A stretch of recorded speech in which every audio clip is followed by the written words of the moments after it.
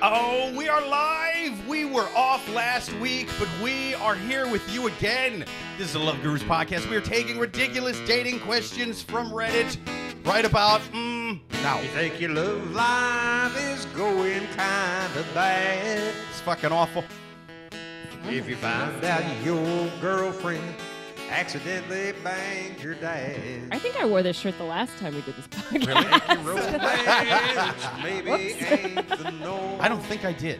Now I'm questioning myself. If you find out your fiance has been slipping it to your mom. Man. Yeah, she has to because I don't change my clothes ever. Yeah.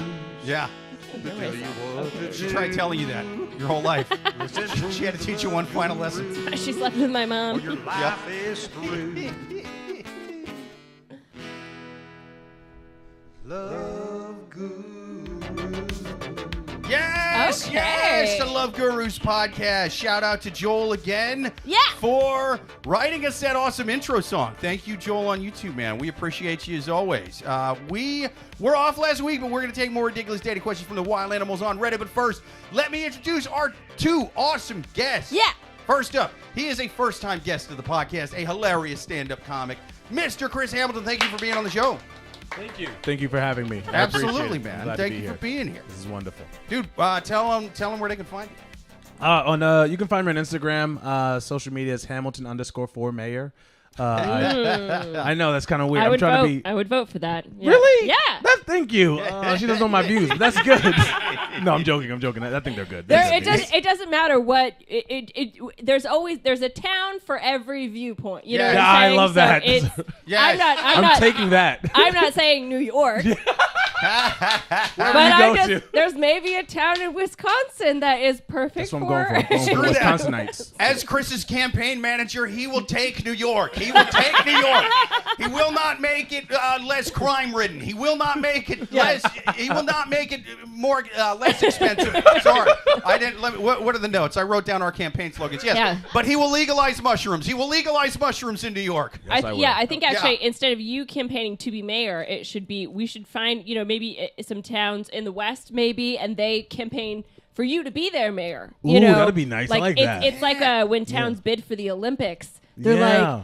like, excuse me, Mr. Hamilton, you would be an amazing mayor for our town because we would give you a free house and da-da-da-da-da-da. That sounds amazing. And a laundry Yes. list. I of want a how they throne. would- Can I get a throne? Yeah, dude. Yes. Dude, whatever. we're gonna have It that has game to be of in their mayor. proposal. I'm the king of. Someone feeding me then- grapes. yeah. I'm like, thank you. And then- It's out west. It's gonna look like that Game of Thrones one with the swords, but with like rifles, ARs, and stuff. It's gonna be a throne of AR-15. And then the ceremony is again just the same as they do for the Olympics, where it's like it shows like a camera of like the whole city, and they're like, and the winner is, one city's like, wow, Yeah. and then the one city that lost is like, oh, they're like, Oh, okay, yeah. like babies crying. That's right. Only suckers campaign to be mayor. All right. Real ass mayors have towns campaign Yeah. for them to be Yes. their mayor. We're doing now. I Yeah, love that. right. What are your qualifications? Have you seen my Instagram? yeah. just a link to my OnlyFans. Speaking of great mayors and great OnlyFans accounts, let me introduce our second guest, man. Another hilarious stand-up comic, friend of the show. Welcome back to the show, Mr. Tony Sykowski. Thank you for being on the show. Hey, thanks for having me here. Appreciate Absolutely. It. Ooh, we Tell got them- some camera work. Yeah. Oh, yeah. Oh, and let me give Which a one's shout out me? to producer Amy. Thank you Yeah. for producing the hell out of this show, man. Doing the good camera work. Thank you, Amy. Making us look good. Say hi to the people out there. Hello. Yeah. Oh wait, I'm not in the love podcast world. the hell out of it. Tim on YouTube says, welcome, Chris. I do recall the face of the other fella. Hello, everyone. Yay. How's it Hey, going, Tim? thank you, buddy. Tim. Yeah. But yeah. And, First of all, Tony, sorry. tell them where they can find you. Oh, on Instagram at Tony Sykowski. Yeah. All right, there we go. Spelled exactly as it sounds. Sykowski. Ayo. Not running for mayor, but comptroller. Yeah. He's, as great at Chris is at mayoring, he's that good at comptrolling. It's always been my dream, comptroller of the West. Liam Neeson's shittiest movie ever. There are Wasn't financial irregularities. You hear me? You've irregulared these financial accounts for the last time. I'm pretty sure that there's a song that the Eagles sang called Comptroller of the West or something very I don't think it ends well, but there's a song that's definitely about being the comptroller of the West. Yeah, one of their many B-sides that no one gave a shit about. The comptroller of the West. Don't you think it's amazing? You know, this is a side note, but you know, it's like bands like the Eagles. Don't you think it's amazing that they got... How many other bands were called the Eagles, and then they got famous, and all the other bands that were also called the Eagles were like, son of a bitch. Yeah. Oh, yeah. Now we're gonna have to be the Falcons. Dude, if I was one of the earlier Eagles, one of the shitty Eagles, so to speak, I would change my name to Vultures and steal their fucking songs. Yes, that would be my move. I'd be like, oh, it was a remix. It was a remake. I was sampling it. That's a great idea for a cover band. Like if there's a cover band that they just do Eagles songs, they're called the Vultures. The Vultures? Like, yeah, that's a great idea. Good. Yeah, that is pretty goddamn good. But you know what else is pretty goddamn good? The wine we're drinking. Let's hear from our somewhat sort of sponsors. Do you want a delicious Pinot Grigio? Then you can't do better than 9 Fields Pinot Grigio. That's right. Product of, I believe this was Italy. Wine of South Africa. South Africa. Jesus, I hope this hasn't been around since before the 90s. I don't want to fucking support that. It was in a barrel longer than Mandela was in prison. Once Mandela got out, we had to switch our finances over to vineyards. I don't want to say what we were doing before. It's Mandela prison wine. Hi, I'm Nelson Mandela. Do you want wine that's even better now that it's not being brewed in my cell? Well, then get 9 Fields. The old farmers have a saying that it takes exactly 9 bunches of grapes from the best 9 vineyards to make the perfect bottle of wine. You know, I've always fucking said that, and people thought I was being OCD. Yeah. That's right. That's right. I'd always ask people at restaurants, you know, the sommeliers, how many fields did this wine come from? And they'd be like, what the fuck are you talking about? One. What's the grape to glass ratio on this varietal? Yeah. Right. 78. Puh. This is disgusting. It's 9. Might as well bring me a Bud Light. Same fucking thing. Quarter of the price. Nah, man. Nine's the way to go. Yeah, 8 fields, not enough fields, I say. Not enough fields. Not enough. 10 fields, though. Too rich. Too many fields. Yeah. It's overkill.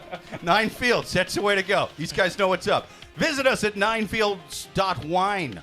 Applying. That sounds like a fucking scam website. Wait, you can be .wine? I didn't know that. I didn't know that either. Ooh, sounds like some... Is this Elon Musk's shitty cousin pulling fucking scams on me right now? Is this Donnie Musk fucking ripping me off with wine? Oh, Donnie Musk. I went to space, Donnie. What have you done? I got a really cool wine scam. They're going to plug it on a fucking podcast about Reddit dating questions.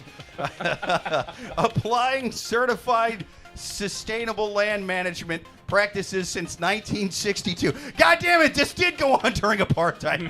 Fuck me. All right, well, I was hoping it was newer than that, but 9 Field Wines. Hopefully they didn't do anything evil. Get you some. Now let's take our first question from the wild animals on Reddit. If you guys got any questions to write into the podcast. Oh, first of all, I should say like and subscribe. Like and subscribe to the podcast. That's the only thing that keeps us going. We definitely appreciate you. If you got any questions, write them into loveguruspodcast@yahoo.com. But for right now, we're going to take our first question from the wild animals on Reddit.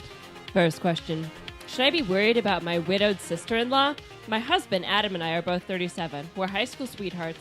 My husband had a younger brother, Scott. Scott died unexpectedly a few months ago at 28. He left behind his wife, Clara, 22, and a 3-year-old son. Scott's death was a shock to everyone. It's still hard to process. Scott had a large house and a lot of properties and assets, which were all left to Clara. She was understandably overwhelmed by all of this, so my husband said that he'd help her sort all of it out and help her with the lawyers, etc. He also owned a lot of property, and so he was going to help Clara with all this mess. Understandably, my husband needs to spend a lot of time with her, which is fine because she's absolutely amazing and we love her. Here's the thing. I'm concerned that my husband is going to replace my brother-in-law. Adam loves being helpful. He's a wonderful uncle. And Hunter S. Biden. That's right. And he and Clara are really emotionally vulnerable right now, so I'm just worried it's the perfect storm. He and Clara are constantly texting, which, again, is understandable because they have business matters to discuss, but it's things like good morning texts, and good night text and business. every other kind of communication. They also see each other for at least a few hours every day, and my husband goes over to Scott and Clara's house daily, which, again, I understand, but I am still concerned that there may have been a few other incidents that have got me worried. For example, he missed one of our dates because there was an emergency at one of the properties. I later found out that after the emergency, they went on an hours-long hike. I don't know how I can talk about this to my husband without sounding crazy or like I'm accusing him of something, even though it seems like I get all the attention I need. I don't think my husband or Clara are horrible people. I'm just not naive, and I can see how the situation looks, and I can see the writing on the wall of how this could easily go overboard, and I don't want it to get close to that point. I think he was hiking up that dress and doing you dirty. What should I do? So to give a quick recap, yes, it is very Biden-esque in the sense that there were two brothers. The younger brother died unexpectedly. The older brother is stepping in to help the widow, and she's only 22. I mean, so if you're left with all of this stuff, it's like she probably has no idea what's going on. So the older brother is stepping in to help this 22-year-old, with all of this, with all of this business stuff that has to get sorted out. So now, let's just play a little Dane Cook here and point out the fact that the older brother is 37 and this younger wife is 22. I mean, what a shame he's got to hang out with her all day. Know what I'm saying? I mean, I have no idea what she looks like, but she might be hot. She might be real hot. Oh, as a 38-year-old, I would have hated it last year. I tell you. Oh, she's definitely hot. So There's no way you wouldn't be concerned if she wasn't. Yeah. Right. Yeah. Good point. Good. She cries just enough to make that mascara run a little bit, but not too much to wear it sloppy. It's just got a little bit of that one. She knows how to cry. Yeah. Glamour cries, dude. That's what she's doing at that funeral. Making eye contact with all the right family members on the other side. So in addition to the fact that there's obviously the stereotype that men like younger women. It's a lie. I liked them in their early 90s. Yeah. But there's that also the fact that the wife and the husband, the woman writing the question, she and her husband are high school sweethearts. So, I missed that. Okay, I missed that. Holy shit. That's no good. We're talking they're 37. They've almost been together for 20 years. That's a long time when you're not even 40. Yeah, since they're like high school sweethearts, that red flag of that, like to me, the only really bad one, like little red flags, little like parade size that you'd give to a kid to wave as the little floats are going by. That was the red flag of like, oh, they're doing good night, good morning text. Because that ain't business. But hey, man, she's mourning. She's technically family. It's just a little red flag. Little red flag. But it's a bigger red flag. Like post office size one is lying saying it's emergency going on a hike, right? I know. But maybe Claire just needed to clear her head after the flood of the apartment. I just need to find myself in the woods. With your husband. In a bra top. But, it's a red flag the size that you would put on a Spanish galleon, back in the piracy ages to let them know which king you were flying under. The fact that they used to date in high school and now they're hanging out, dude. When you combine all of these... No. They used to date in high school? Shit, I heard you wrong. So Never mind. I'm saying that Back to post office size. So the woman writing the question, she and her husband are the same age. They're both 37, but they're high school sweethearts. So they've been together since high school. That's the high school sweetheart part. Here's how dumb I am. I thought he was high school sweethearts with the 22-year-old, even though he's 37.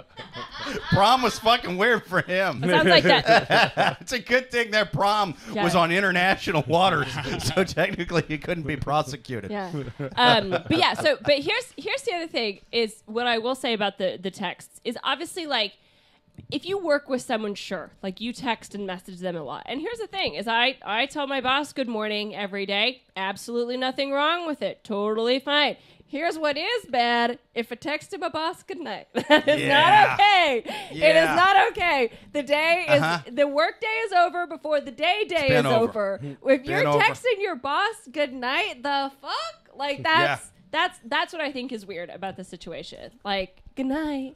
I'm getting snuggled into my pajamas right now. Yeah. Good night. Like I would never do that. So If my wife ever texted her boss good night, I would leave her and me too that boss. I would I would second hand me too that boss.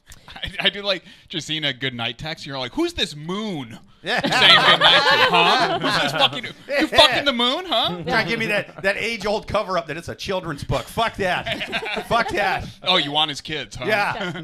trying to get sneaky on me because she knows I don't know how to read. yeah. Hell with that. So here's my hot take, and you guys can let me know if you agree with me.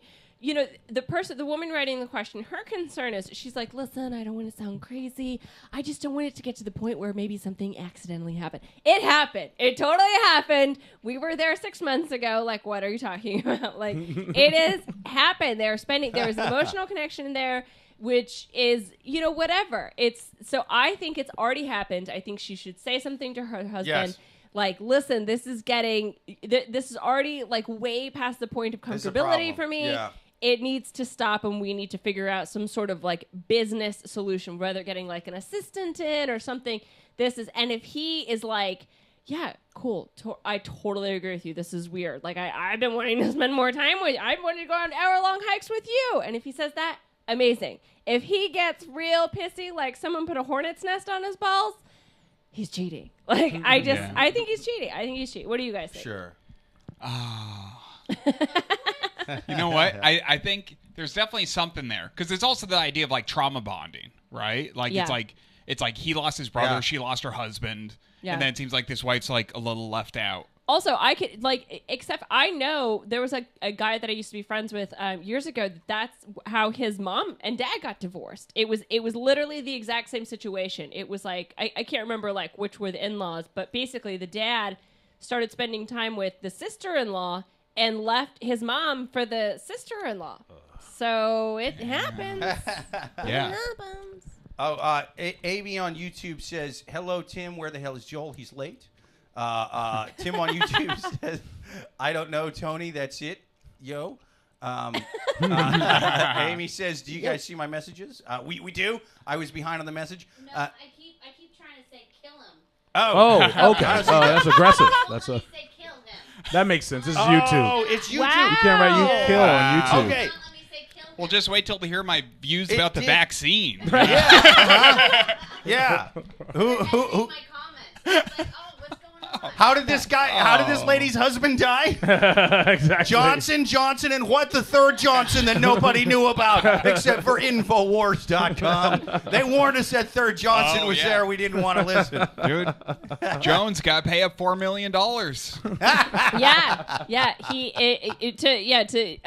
Alex Jones recently had to admit that it's not funny, but he had to admit that the Sandy Hook shooting was real. And I mean, talk about being so grown up that you can admit to your own flaws. Am I right?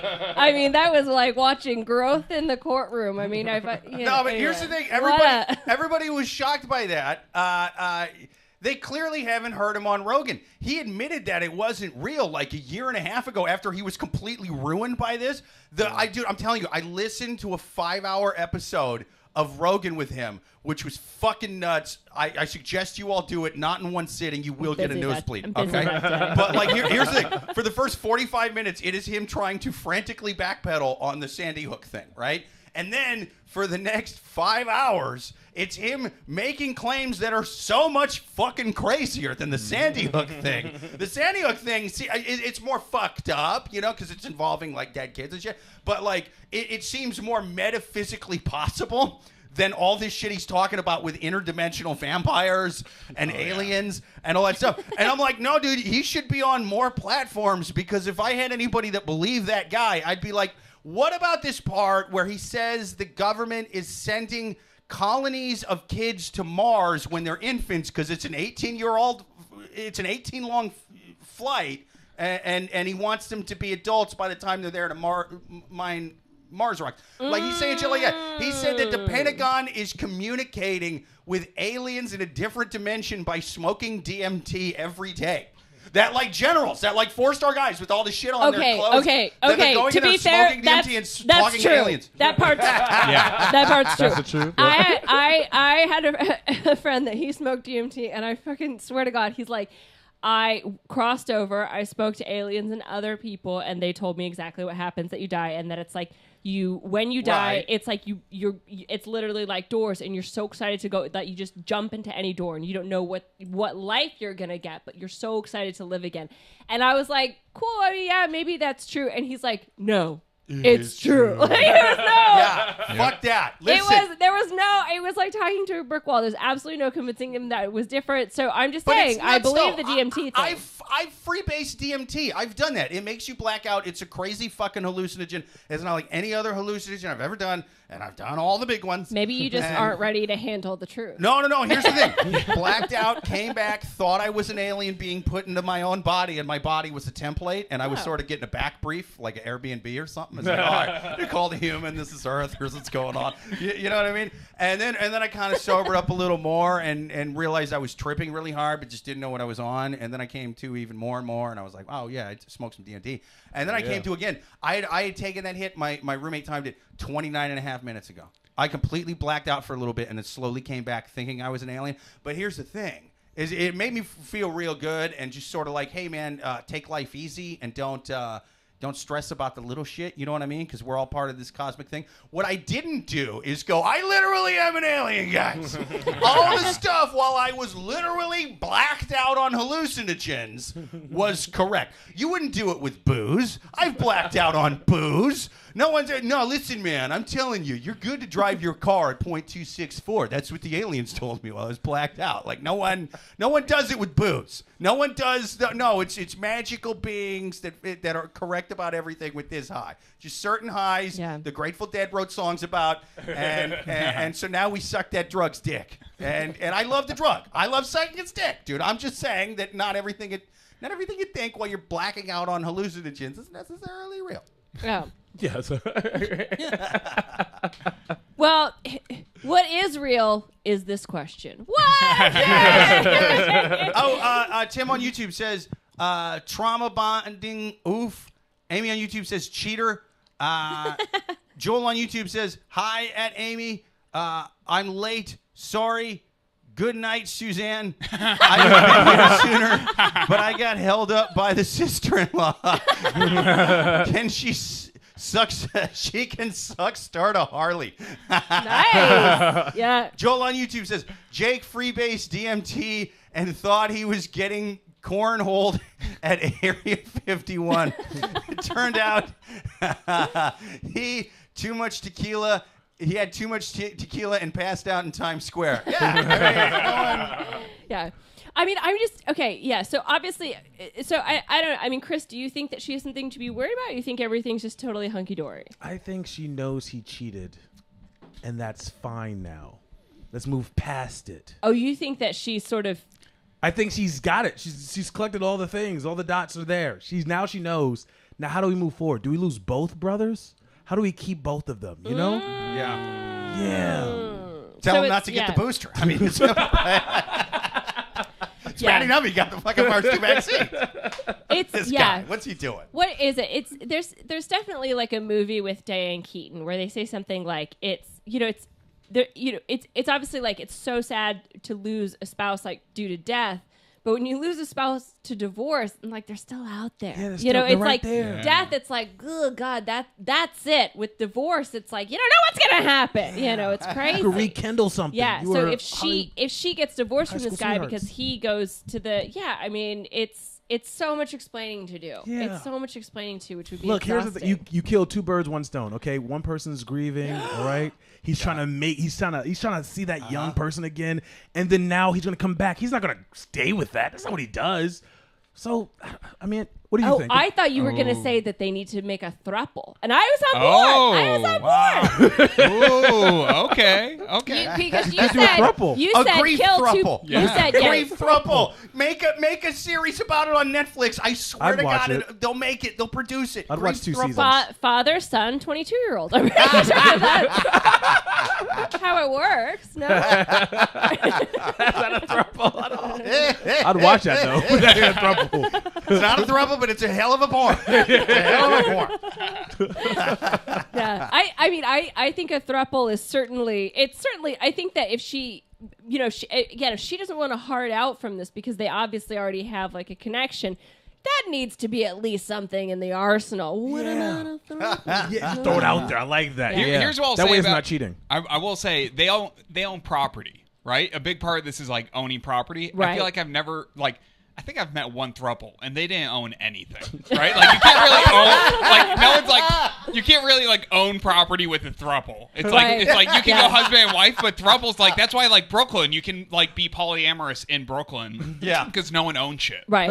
You know? But if you move to, like, the suburbs, you're like, no, that's my garage. Get the fuck out of my garage, okay? That's a good point. Yeah, there's property to be had. Yeah. So everybody's super progressive with that until it's time to for the banker to fucking sign off on all 7 of these signatures, and then he's just like, nah, fuck this. A throuple trying to get a mortgage. I'm sorry, explain your relationship again. Well, my brother died, and I just want to see that episode of Judge Judy. We're doing it for the kids. I just want to see that divorce court episode where they're in there complaining. All I'm saying, the whole system's out of order. How come there's only 2 rows here instead of 3? This is bullshit. There should be a center aisle in this courtroom. I want Judge Judy, then I want Judge Steve Harvey. Yeah. Yes. Throuple. Dude, Throuple Court.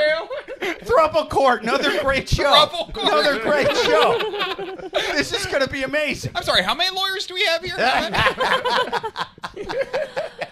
I mean, talk about definitely redoing a lot of paperwork. I mean, they don't have space for 3 people. See, and the lawyers know that 3 of them get paid, so they're like, we're all about this, huh? Yeah. Polyamory, it's fucking great. Yeah. So my advice to this woman is, listen, if you're not into the throuple idea, then you need to, confront your husband and tell him, listen, spend less time, get an assistant. What's your guys' final advice for this person?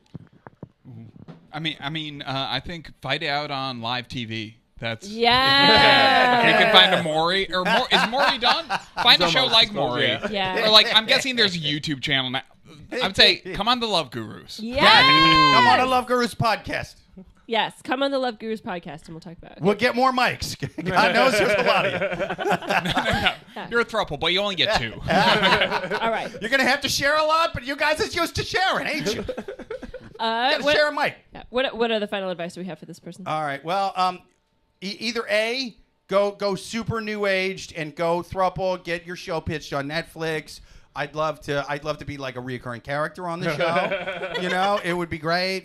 I could be like the wacky neighbor, just like, oh, there's 3 of you. You know, and I'd bring over drinks. It'd be fun. We'd have a good time. I'd be like Kramer, but less problematic on the show. You know, it'd be fun. Or you either got to go that or go super Old Testament. And step 1, kill your husband. And I try not to advocate for murder too much on this show. However, I think in this situation it may work because I like a good Shakespearean revenge. You kill your husband. You be in quote-unquote mourning for a little while. You know what I mean? You make sure it happens. You know, you take him to a national park. It's just hard to find people. There's serial killers out there. That's a whole nother conspiracy that actually might be real. But so you take him to the national park, get rid of him. And then you wait until your sister-in-law, finds a new boyfriend. And then you steal said boyfriend. Yeah, that's right. And you go, oh, yeah, I'm having the grieving sex now. You've already grieved. You don't count anymore, you know? And you just rub it in her face. You rub it in her fucking face. And then all of a sudden, these 2 women, between them, have like 7 husbands that keep mysteriously being gored by bison in Yellowstone. It's like the opposite of, is it King Henry VIII? Who's the one with all the wives? Yeah, it's like, It's like everyone's like, oh, what about the wife's point of view? It's like, no, how about a woman just murders 8 husbands? But honest, here's how that here's how that rom-com ends, though, is that actually what happened after the 7th husband dies in Yellowstone, she by this point is friends with the ambulance worker. You know, they're like, hey, Brenda, how's it going? Good to see. And then she and the ambulance worker fall in love, and then that's really where she was meant to be. She had to go and murder 6 of her husbands to finally get a date with Tony behind the ambulance. Either that or you start a podcast with Carol Baskin from Tiger King. Awesome sauce. Okay, well, I think we answered that question. Should we move on to the next one? Absolutely. Let's move to our next question on the Love Gurus podcast. If you guys got any questions to write in, write them to loveguruspodcast@yahoo.com. Or even best, ask them to us live on the podcast on YouTube every Thursday night, 8:30 p.m. Eastern. Give us your comments. Give us your questions. We'll read them right here on the show. But for right now, we're going to take our next question from the wild animals from the land of Reddit. Next question. My boyfriend asked me to not go to the jazz club alone. Is this 100 years old? Is this from the 1920s or the 2020s? This is crazy. Before I entered into this relationship, I used to go to my favorite jazz club, Ronnie Scott's, alone. Smoking marijuana cigarettes, they is. I would buy a single ticket for a live show and go there and watch it and really enjoy myself. There are plenty of other jazz lovers there, and it's not difficult to make a friend or two. I invited my partner to go with me, and he really enjoyed himself.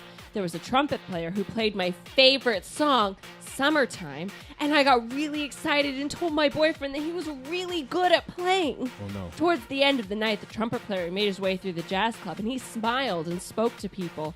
I told the trumpet player, well done, and that it was an amazing performance, and the trumpet player shook my hand and thanked me, all in front of my boyfriend.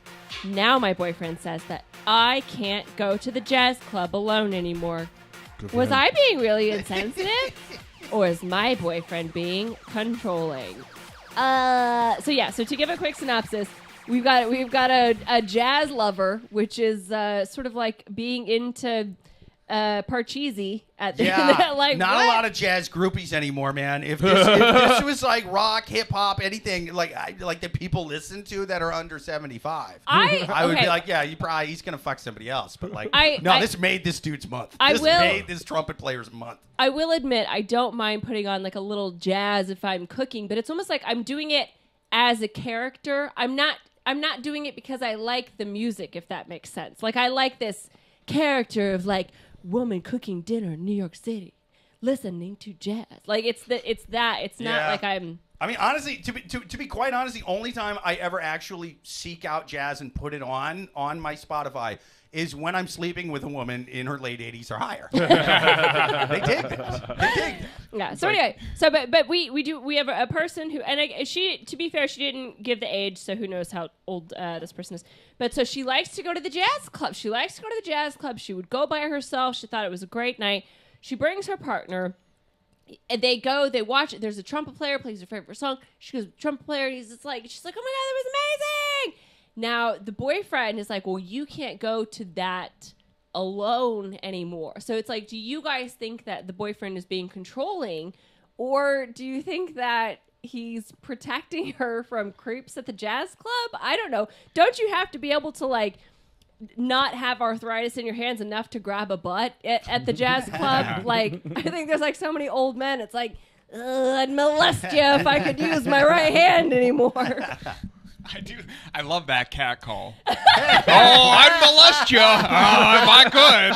What'd I do if I didn't have rheumatoid arthritis? Then it just cuts. It's like if you need medication for rheumatoid arthritis. Back when I could comfortably cross the room and there was no social media, the things I would have done to you. Yeah, I don't know. I mean, I'll say, and I feel like we don't need to spend hours on this question. I think that the boyfriend is being just controlling and ridiculous. I think it's probably, she's talking to people, being friendly, etc., and he is insecure, and so he's trying to shut that down. But really, it's just like what's that Greek dragon where it's like once you cut off one head, like three come up in its place. Like that's her. It's like he realizes that she's friendly at the jazz club, and he cuts off that. He's like, no more jazz club. Then they go to the grocery store, and she gets friendly with the guy behind the deli. That's it, no more deli. It's just like, that's her personality. If you don't like it, maybe you're not a good couple. That's what I don't know. I disagree with that. I think he's like, she's a huge fan of jazz. Here she is getting attention from a jazz musician. Right? It's like the groupie thing where he's like, she's really into that. Like, she's very attracted to people who play jazz. Yeah. Right? So in his mind, he's like, oh, I'm uncomfortable with her being in the environment because they're like impress her more than I do. So I think it's his insecurity. It's definitely her. So you're saying, but I'm saying I agree it's his insecurity, but I think it's fine. But you're saying it's probably not fine because you think that she is going to become victim to the... Not even victim. It's him being like, hey, if I'm not there, it's like his own insecurities. Where it's like, I mean, she doesn't even ask like, oh, why can't I go? Oh, yeah. Right? She like, knows why. She knows it's like, exactly. it's because of that. She knows exactly goddamn So instead of being like, oh, what would make you feel more comfortable with me going by myself? Right. Yeah, that's a good point. But why does she want to go by herself so bad as opposed to with him? It's because he hates you know? Yeah. Yeah, but here's the thing. Here's the thing. If my girlfriend and my wife, like whatever, was going to some jazz club and I saw that, I'd all of a sudden be a real big jazz fan every time she wanted to go out. Like, fuck that. I'm going to be too. with it. I see that. I would call in sick to work. I'm with her. I'm with her. Here's also my opinion. I think I would be a bit, if I were the boyfriend, I'd be a bit more worried if, let's say she was into like the bass player or the drummer. Have you ever like seen a lot of, and the reason why I say this, have you ever seen a lot of professional trumpet players? They always have like really weak chins. And I'm not kidding. I'm not kidding. It's from years of playing the trumpet and going like this. Who is it? The Jorge Posada. So they can't not go like That is true. There is that famous story of when Miles Davis famously fractured his chin on a woman's clitoris, and he never went down on women again. He was like, no. That's why he wrote Bitches Brew. Yeah.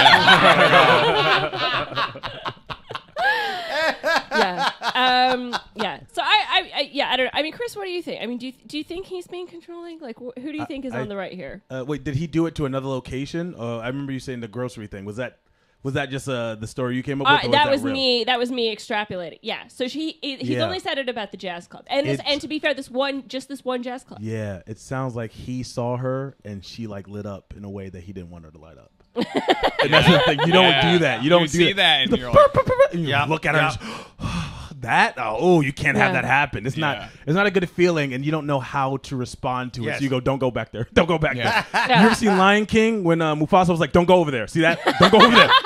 I know it's over there. Don't go over there. I've been there. Yeah. Yeah. I mean, that's a good point. Yeah. It's that light. Same guy that fucked your mother, Simba, and gave you that birthmark on your right cheek that I don't have. Yeah. You see that line with the weak chin? Do not talk to them. He's played his trumpet. Just get over here. Yeah. Simba. Yeah. I don't care that he played with Elton John on the soundtrack. He's a piece of shit. You're not going neither, and neither is your whore mother. Yeah. Well, I don't know. I think that It's the reason you never meet Simba's mom. You know, I think Mufasa had a few fucking words with her. Fed her to hyenas, that kind of thing. But yeah. So again, this one, there's not that much meat to this question. So let's just go to real quick. Let me catch up on some. I'm behind on some comments. Joel on YouTube says Jake tries to not to advocate for murder too much on the show. Studies show he only advocates for murders 83% of the time. Fucking ain't right, dude. This guy's my lawyer. When anybody tries to sue me for this, Amy, producer Amy, she says you can't wear a skirt above the knee.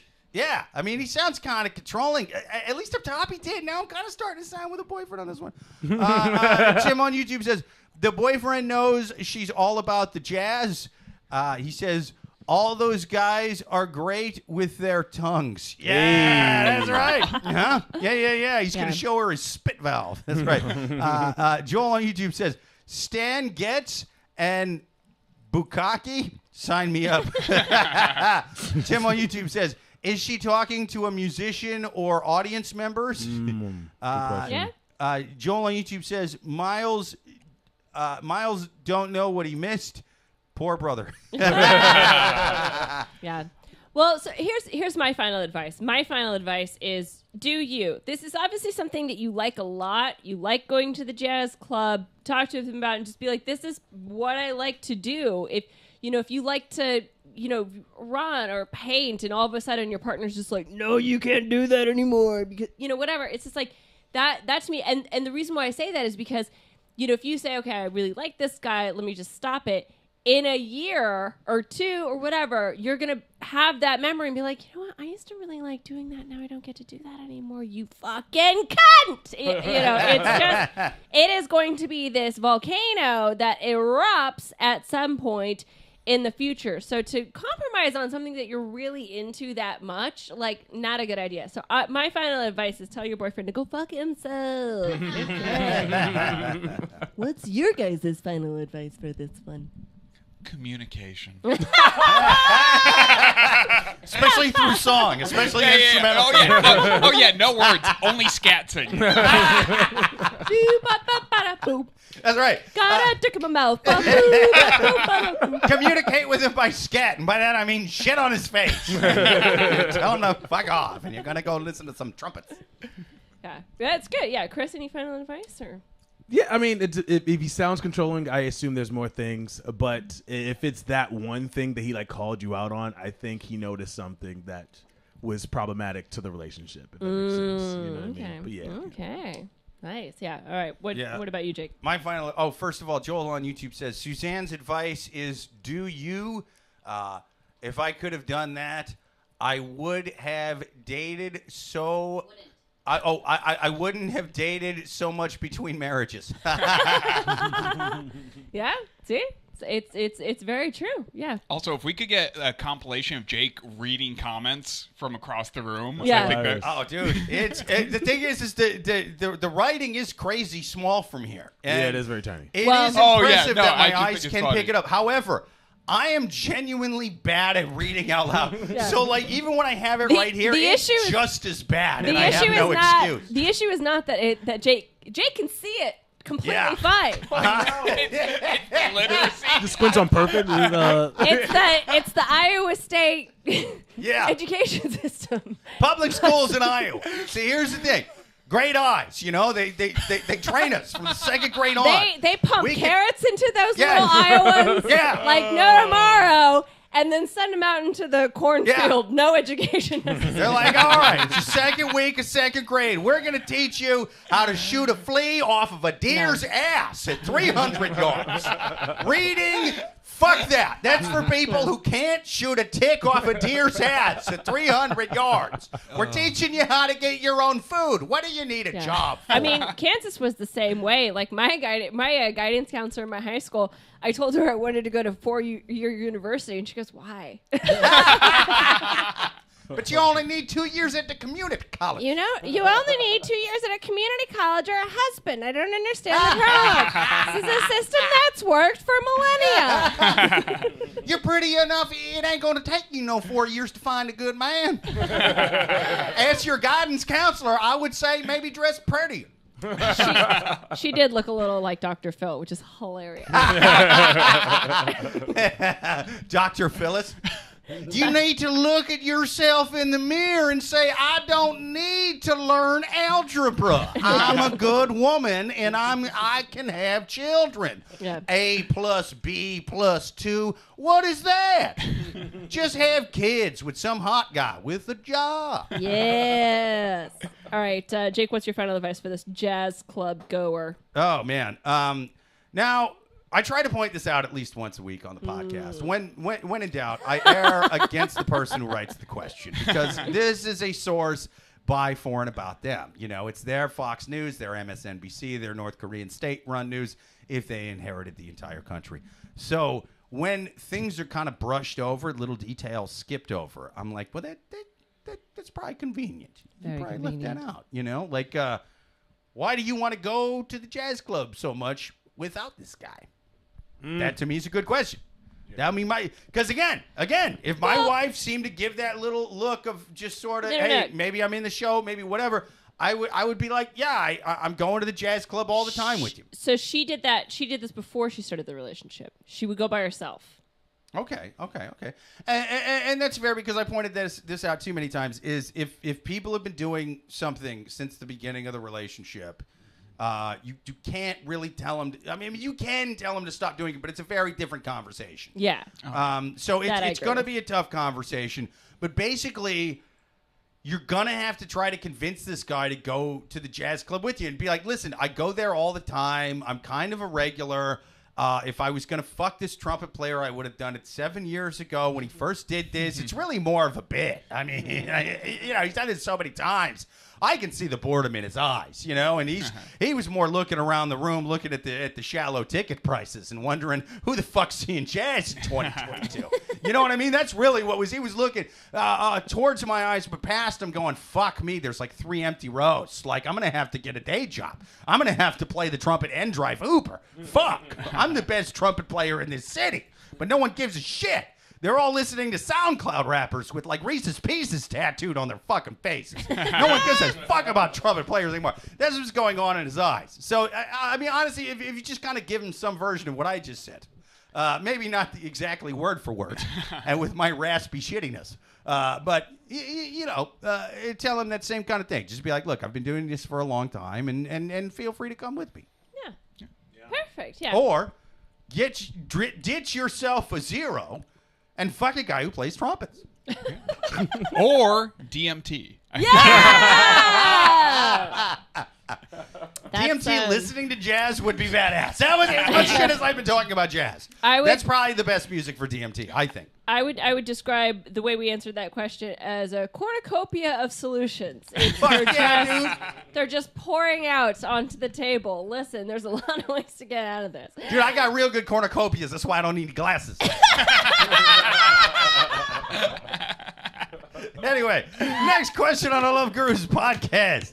People, we would take your questions at loveguruspodcast@yahoo.com, but even better, you need to, first of all, like and subscribe to the podcast. Do it. It helps us out. Share us on social media. Scream to the mountaintops. Tell them what a great podcast this is.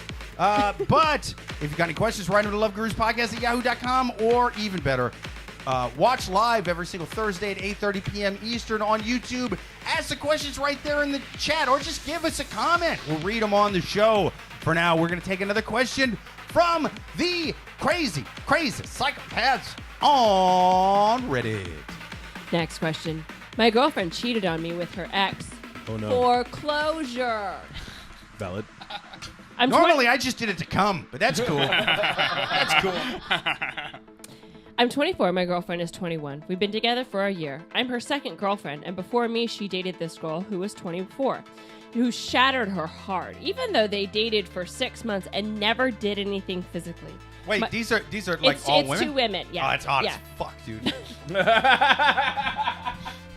Can we play some slow chats while we do this question? My girlfriend got very attached to her and still cares about her, and that girl seriously messed her up, and I was the one to pick her up and make her happy again, or so she says. So after this girl dumped her, we started dating, and they weren't in contact. My girlfriend wanted to, but her ex wasn't responsive. However, last weekend, her ex texted her and asked to meet. My girlfriend agreed. I didn't like the idea, but I said that it'd be important to her as she said that it'd be important to her as she needed closure to help her move on fully. So they met. My girlfriend returned home, and that everything was fine. That was over, but she seemed a bit weird. A couple days later, she told me that she wanted to be honest and admitted that they kissed. My girlfriend initiated. I got furious because she had discussed many times that kissing is cheating. My girlfriend said that she and her ex never kissed when they were dating and that she always wanted to do it. Since they broke up, it's been bugging her the entire time, and so she couldn't miss the chance to kiss her ex as the final goodbye. She's been crying, asking for forgiveness, and saying that it's just a one-time thing, and it was just one person that she kissed, but she doesn't want to be done with our relationship. I don't get it. Firstly, I hate her ex because I saw what she did to my girlfriend. Secondly, I feel like my girlfriend cheated on me and can't get rid of it now. What should I do? So to give a quick synopsis, these 2 people were dating, and they never did anything physical, despite the fact that they are 21 and 24. What? That's like crazy to me. Anyway, so they never did anything. They dated for 6 months, and then they broke up. then these two women started dating. Yeah, that's totally only in a young lesbian relationship. You know what I mean? No, Would that even be not considered a relationship? That's just, dude, in heterosexual, especially in gay dude world, that's just somebody you was chatting with at that point. Are you fucking kidding me? Orientation right has now? nothing to do with this question. Yeah. So anyway, so what happens is she moves on. She starts dating the person who wrote the question. They've been dating for a year. Then the ex gets in touch and is like, hey, let's get in touch. They then kiss as closure, which is the first physical contact that they had their entire relationship. So the person writing the question is like, damn, listen. the way you say that is making me root for these crazy cheaters that don't like to have sex with each other. So the person writing the question is like, listen, I'm pissed, but basically like, should she forgive her or not? And I think she should, because listen, you were dating someone for 6 months, then you broke up and it devastated you, and then you at least have the opportunity to kiss that person or some. If I were dating her, I'd be mad at you if you didn't kiss her. Take that opportunity. Don't you wouldn't you be curious? I don't know. Yeah. This whole scenario is confusing. Where it's like the idea of like being with someone for 6 months, no physical intimacy, but then also like the person being like, the person who wrote it keeps being like, shit, the like abuse she put my partner through, and then saying that she shattered her heart when I don't know. It sounds like a weird friendship. Maybe it is. I guess relatively they're young, but how can you establish and declare that you're in a relationship when there's absolutely no physical? I can honestly, I can understand sex. I don't agree. but I can understand if someone's like, listen, I don't want to have sex, like that's not part of a relationship. But to not kiss, nothing physical for 6 months, that's pretty wild. Yeah, that's wild. What if they're just like friends? Like they're really good friends. I think sometimes it happens where you like date someone that you're like, oh no, you're just a really good friend. So you like don't look at all the sexual things like kissing, making out, having, and then you're like, all right, no, you're just a good friend. And then maybe later on you have a fallout. I think after that, when you see them again, you go, oh, maybe we should try this other thing that I did really like. Yeah, but the categorization was relationship. Yeah. And then when they broke up, she was devastated. Yeah. So you're saying that you never dated anyone that wasn't like that was like just a friend? Like, oh no, we're just good friends. We're not really good at everything else. We're just good at friends. Oh, so you're saying that maybe the girlfriend is misconstrued it as a relationship and it wasn't? Yes. She was in the lesbian friend zone. She was in a lesbian friend zone. Another awesome Netflix series coming next spring. Lesbian Friend Zone. Let me be the cool neighbor. Huh? Why are you saying you the guys same keep number? saying lesbian, but that honestly has nothing to do with this question. Like, orientation has nothing to do with this question. agree. Like, that is, if it doesn't matter who that is, that's sad. If you think that you're in a relationship with someone for 6 months and you're not, maybe that's why she was so shattered. Yeah. They weren't in a relationship. They're just friends and they didn't realize it. Again. Oh, let her kiss her more. A heterosexual. Oh, make out in front of me. Again, this would not be considered a relationship at all in heterosexual land. It just I think wouldn't. that's why I'm confused. It just wouldn't be. That's why. I think that's why sexual orientation doesn't have something to do with it. This only unless it's a dude who's in prison or overseas, and you're communicating. That's the only way. Even in prison, they find a way to have sex. Yeah. It's Totally cool. Yeah. They're like, oh, when I was in the showers, I was thinking of you the whole time. Yeah. It's like, well, I couldn't fuck her because I'm in a Malaysian prison for weed, but she pressed her titty against the glass while I had my head, and I jacked off. Like even then, the heterosexual guy's still finding a way to come, even though the guard's gonna beat him. And like this is another 6 months on his sentence. He's getting the full Brittany Griner treatment, but he will still manage to make it happen. But yeah, I now that we've talked about her being in the friend zone I can't unthink that. I'm so sad for the girlfriend. I know, that's what I'm saying. I'm so sad for her. So that okay. I'm not even going to mess around. My final advice for this question is, listen, your girlfriend was in the friend zone, didn't realize it, and she finally went back and kissed this first love that she had, yet she still wants to be with you and is apologetic to you. It is called a parking ticket. We don't. We pay it and we move on. Okay, it is. This is a friend zone success story. This is not a manslaughter. This is not a homicide. This is a parking ticket. She got. We can move on. After 6 months of being in the friend zone. She got a kiss, and then she still came back to you. It's like a 90s milk commercial. But for kissing, getting laid, bro. I hate the person writing this question is starting to make me really mad. Okay. Yeah. She's my least favorite character on the new hit series Lesbian Friendzone. I hope they cancel her. I hope her character fucking dies halfway through season 1. Okay. I don't want her coming back for season 2. Okay, what do you guys? What is your final advice for this question? Oh man. I think they should fuck. Yeah. Why not? It's the old girlfriend or girlfriend. Just all the friends? of them. Yeah. Another throuple. A throuple? Like, I think it's more if they fuck, then I can understand the scenario. Yeah. Then I can like actually have a stance on it. I'm like I'm like, oh, I don't understand. Yeah. I'm feeling scientific as fuck right now, bro. You basically stood in front of the cucumbers in the grocery store. They all look the same. Like, how am I supposed to pick one of these? Yes, exactly. Well, I think they should all definitely. look the same to me. I think they should definitely get more closure by going to the cucumbers in the grocery store. I think that should be step 1. That should be step 1 right here. And episode 1 in the pilot of Lesbian Friendzone. It's starting right there in the cucumber section. Hey, Netflix, if you guys are too big of pussies, we're going to Pornhub with this one. We go either way. Just like Caligula got it done with Malcolm McDowell with Penthouse in the 80s. I'm flexible. I'm very flexible on this one. I'm a big fan of someone going on Pornhub and being like, let me search friend zone. But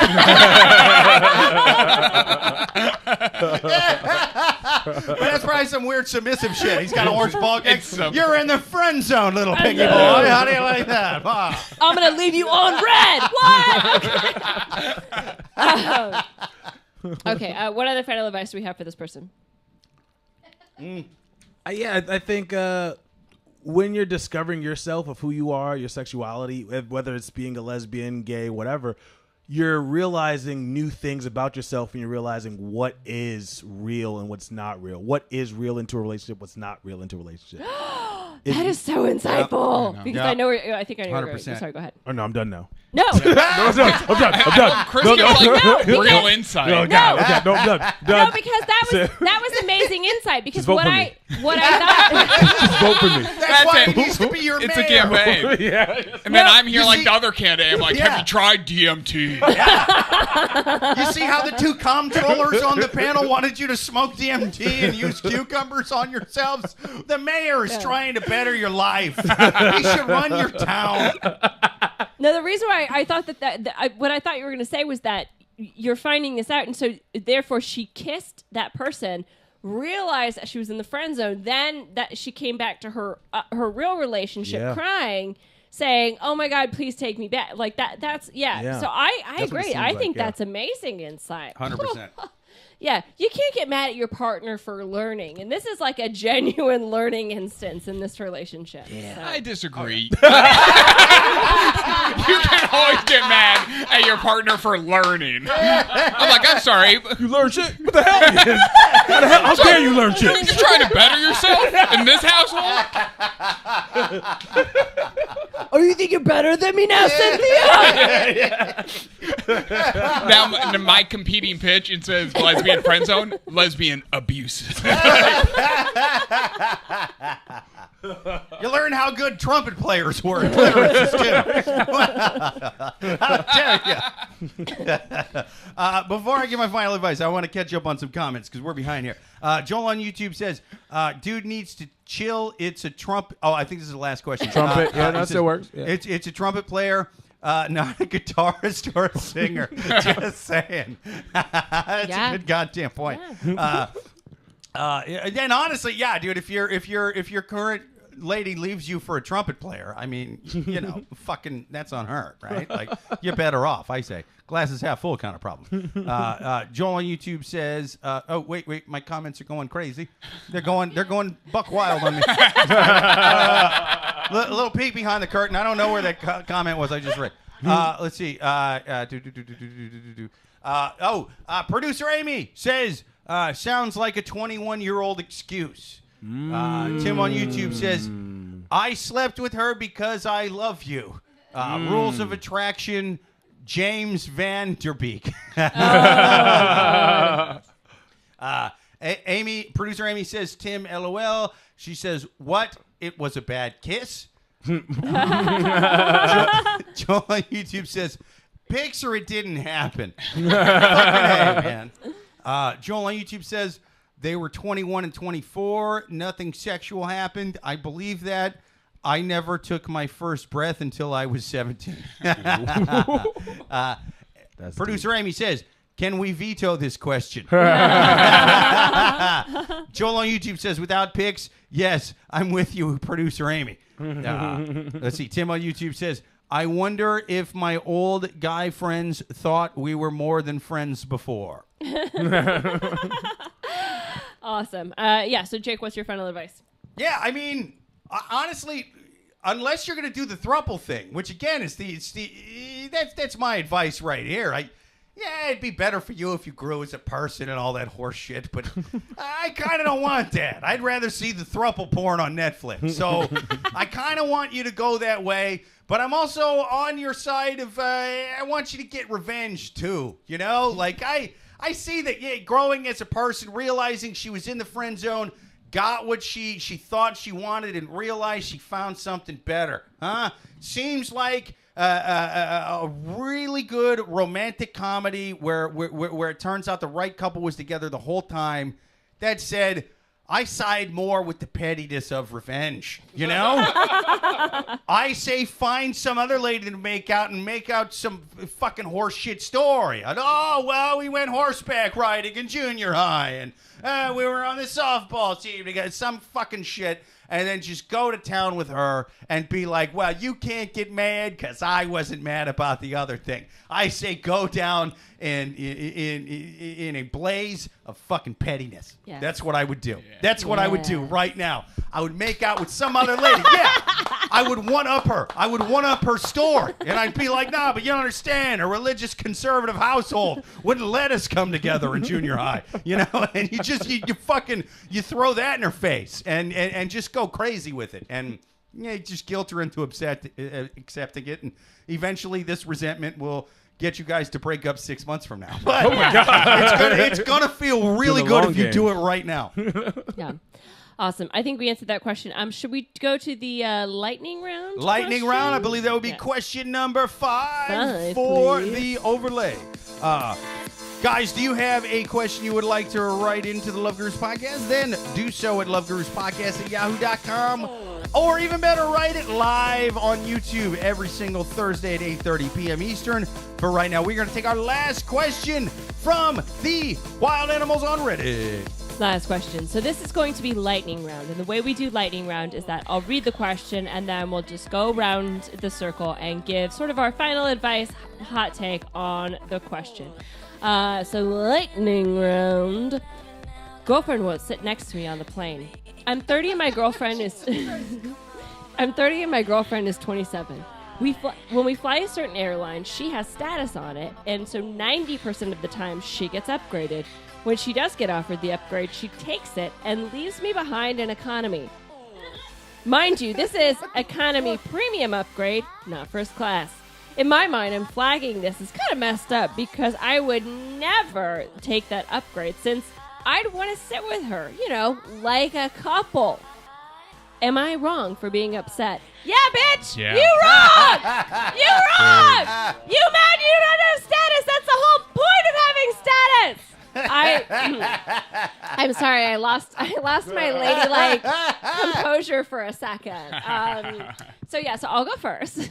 I 100% think that this guy is just butthurt because he can't sit. But to me, it's hilarious because there's kind of not that much of a difference between economy plus or whatever and regular economy. So it's funny that, to me, I mean, she seems like she's just doing it as a joke, but also, I mean, are you that codependent you have to sit together on a flight? Like, it's almost kind of nice just to, I don't know, like, be by yourself for a couple hours, you know? So, because how me and my partner always book our flights is that we'll do book one person in the aisle, one person in the window, hoping that no one takes the middle seat, you know, but if it's a full flight, you know, but then if no one takes the middle seat, we get the whole row to ourselves.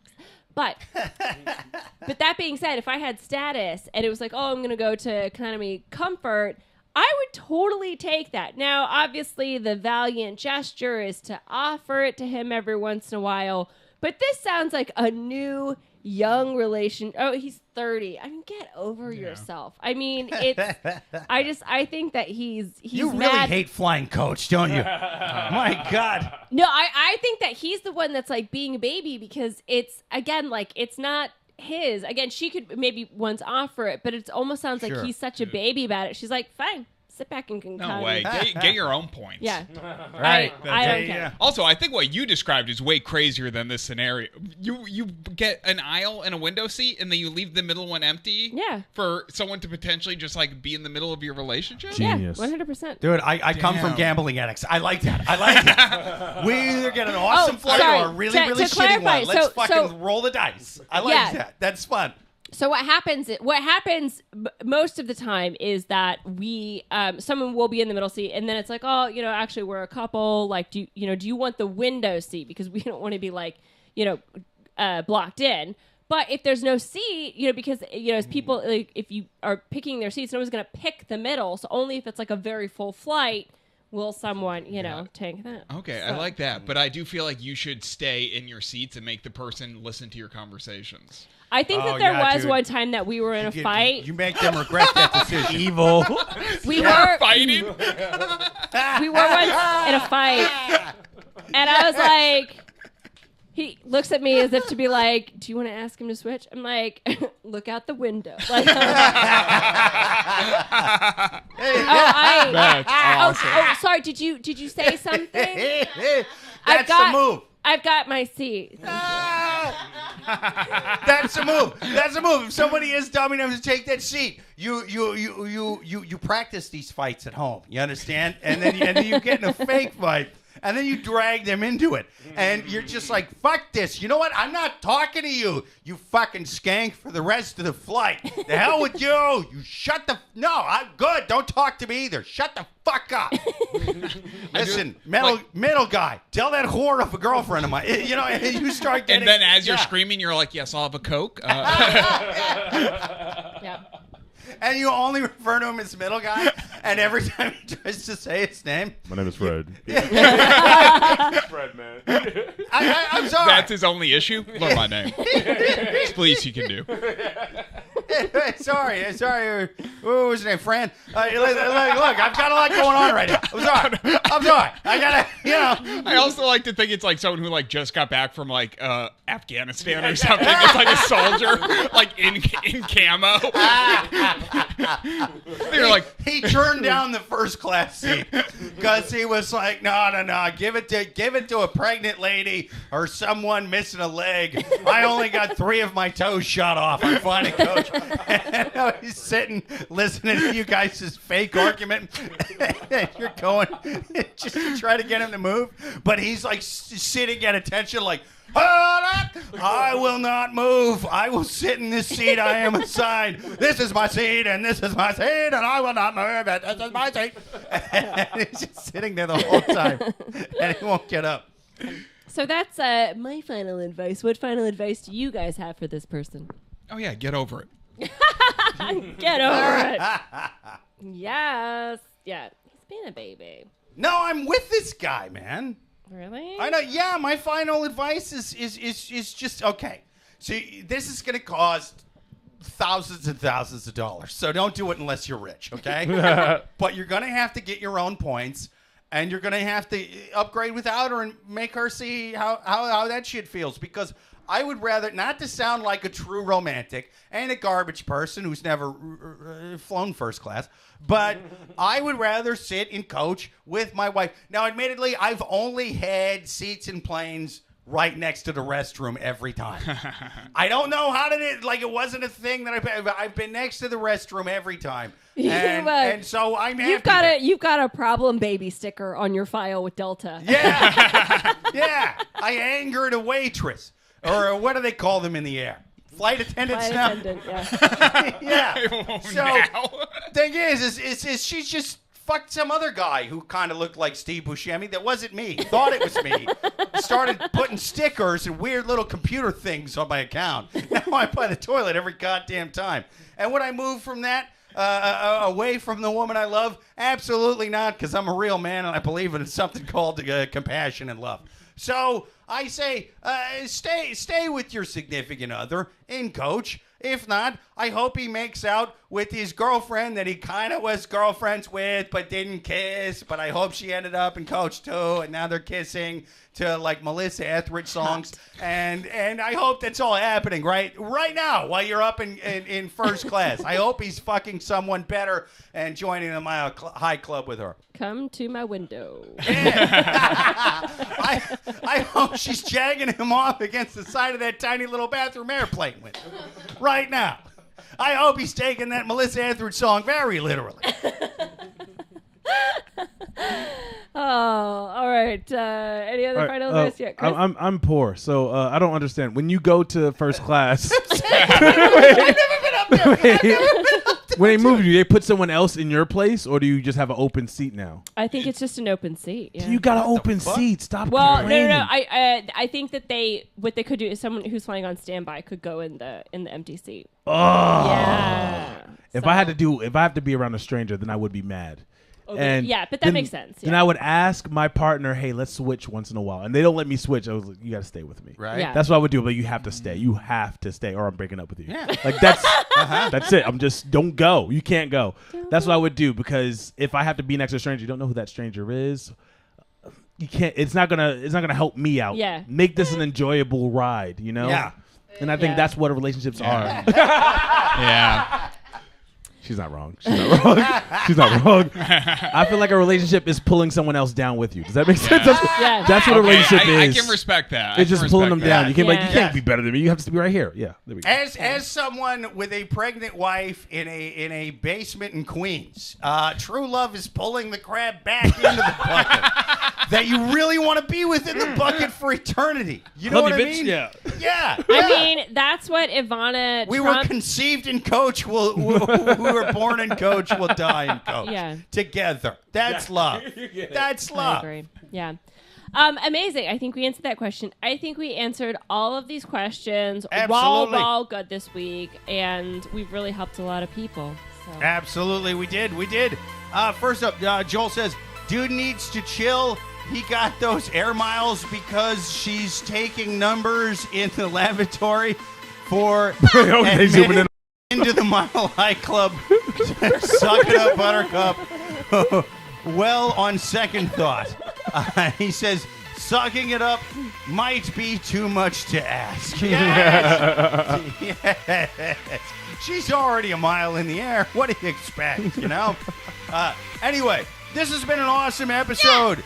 Thank you so much to Chris Hamilton. Thank you to Tony Sykowski. Yeah. You guys have been fucking awesome. Thank you to producer Amy for switching the cameras. Amy, thank you yeah. to all the listeners, especially you guys live in the chats. Thank you to Tim. Thank you to Joel. Until next week, catch us live every single Thursday at 8:30 p.m. Eastern. Remember to like and subscribe to the podcast. We need that shit. Otherwise, we'll never be able to keep doing this. Eventually, your likes and subscribes are the things that keep us going. So, until next week, later.